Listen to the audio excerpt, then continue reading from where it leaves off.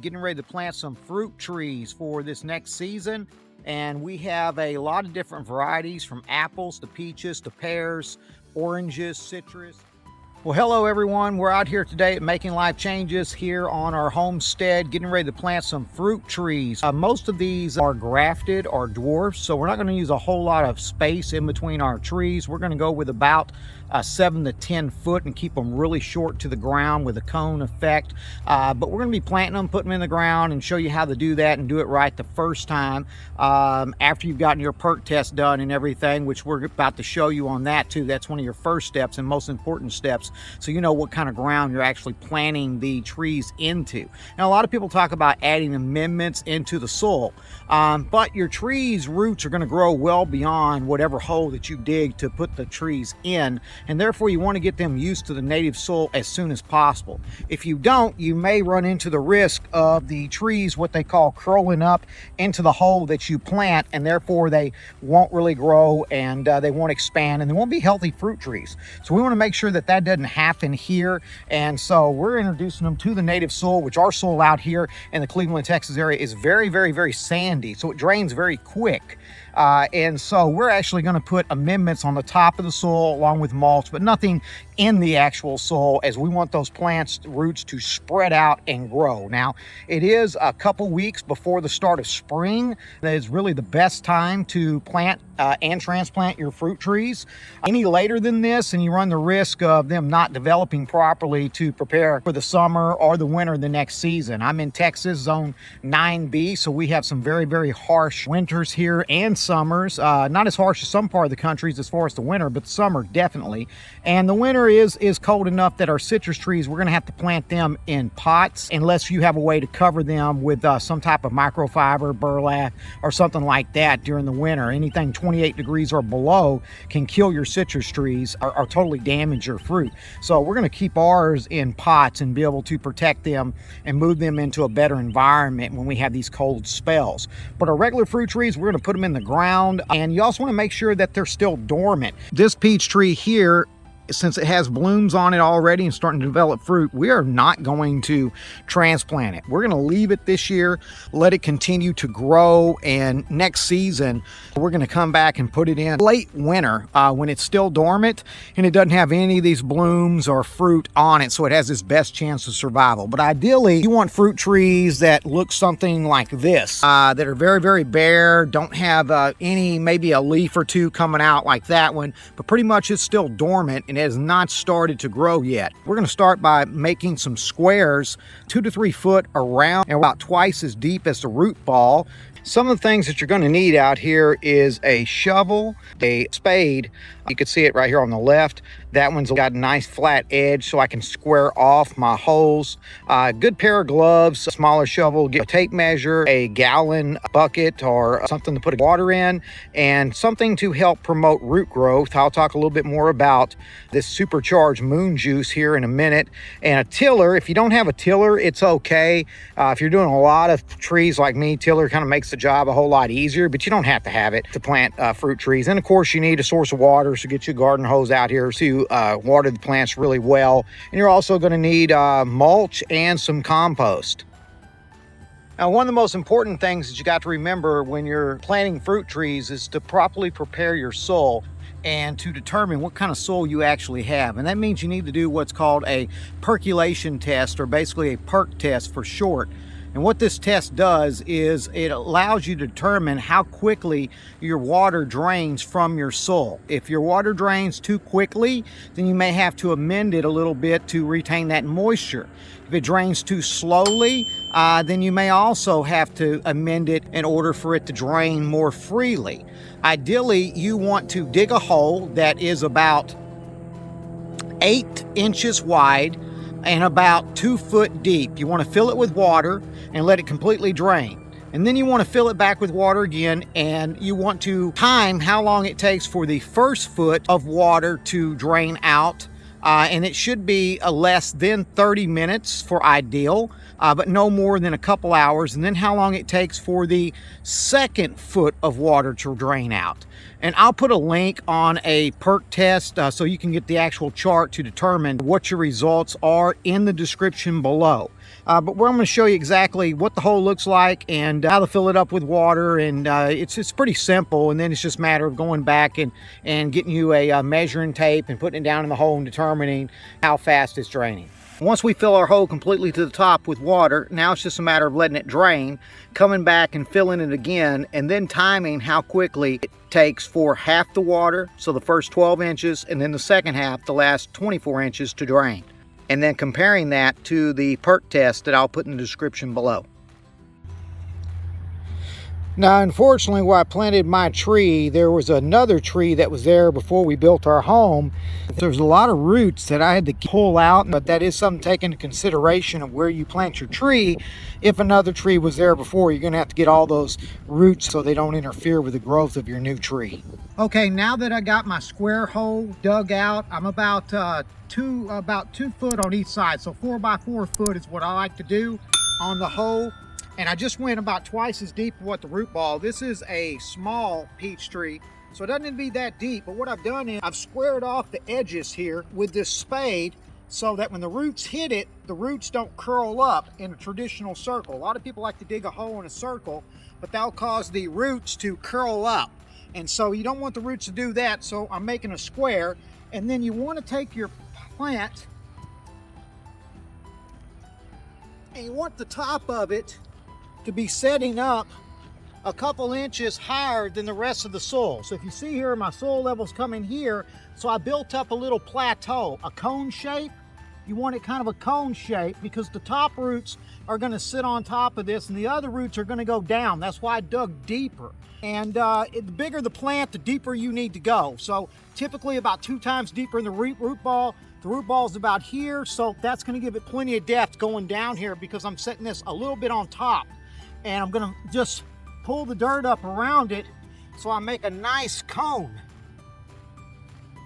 Just like this with the rest of the dirt, so it's gonna sit right on top of this little cone-shaped plateau when I'm done. And then I just take the bag, just kind of pat it on the side to get it out, to get all these roots worked out. Because sometimes these plants, if they're in a regular container, or this is an aero grow bag, the roots will get kind of bound to the material. Whether it's fabric or whether it's plastic, they'll go in a circle and kind of get root bound to it. So you want to hit it, and then it's just a matter of grabbing it up by the top of the stem and kind of working it out without damaging anything. I'm just taking it real simple, real easy, and working the plant out. So now it's become loose, and I'll just pull all that off. Now, as you see, you can't really see any of the roots, which is actually pretty good because a lot of the times these trees will get root bound and the roots will go in a circular motion. You don't want that. You want the roots to come out and go down. So all I'm going to do is pick this plant up, pick this tree up. I'm going to set it right on this plateau, and I'm going to kind of gently work the bottom, kind of free up some of that root system that's down there. I can now feel the roots. There's the roots. They're hanging down. That's what you want. And then I'm just kind of on the side, just kind of roughing it up a little bit so I can expose those roots. So when they get in the ground, they're going to grow out. We'll come back in a little bit. I'll show you how to top dress it, and then it's just a matter of backfilling it in with dirt. I use native soil. There's no sense in putting any fertilizer or anything on your tree right now because you want the tree to get used to growing in the environment that you're putting it in. Because regardless of how much good potting soil or good compost or mix that you put in here, eventually its roots are going to grow beyond that. And you want them to grow beyond that. The best way to do that is to backfill with the dirt that's native to your soil out here. This is what I took out. This is what I'm putting back in. I'm going to build it up so it's 2 to 3 inches above the soil. And then I'm going to come back and put a layer of compost around it, around 2 foot around the tree line, and then fill it up with mulch. And I'll show you that in a little bit. All right, now another important thing to do is you're filling back your hole. You don't want any air pockets anywhere in here.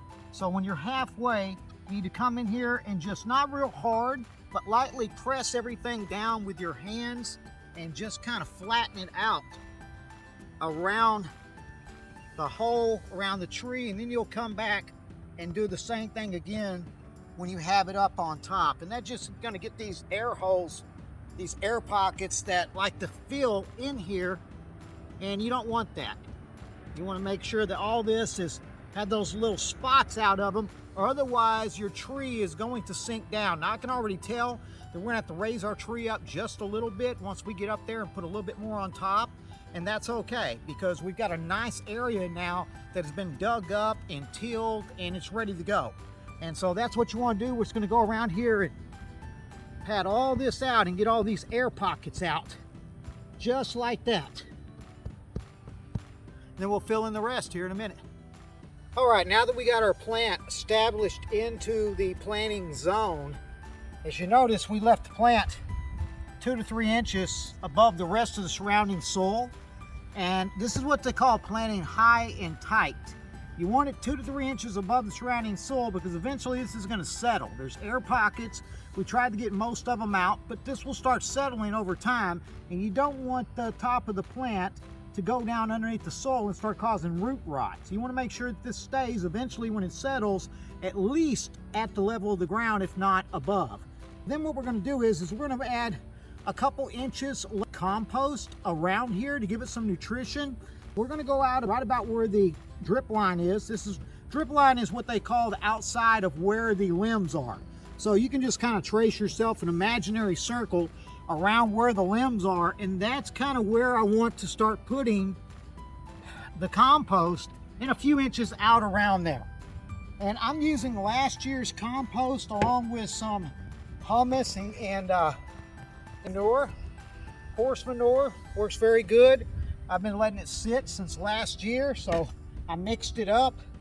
And if you don't have compost or can't make compost, you can go get it at your local nursery. You can get humus and manure for just a couple dollars a bag, about any Home Depot, hardware store. And just kind of lightly throw it out there a couple inches. This is really going to help to establish the tree and give it the nutrition that it needs over the next several months. You don't want it too close because you don't want to burn these roots. We're going to come back and put some mulch on top of those to protect those roots.